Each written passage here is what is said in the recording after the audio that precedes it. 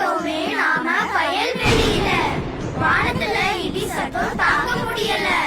ஏ பசங்களா, ஏன் இப்படி கீழே உட்கார்ந்து இருக்கீங்க? அண்ணாமலை மாமா பாரு அங்க ஒதுங்குறாரு. மரத்து மேல மின்னல் விழுந்தா காயப்பட போறாரு. மழையில நனையாம இருக்க வேற என்னதான் பண்றது? அங்க இங்க நிக்காம கூரைக்கு கீழே நில்லு.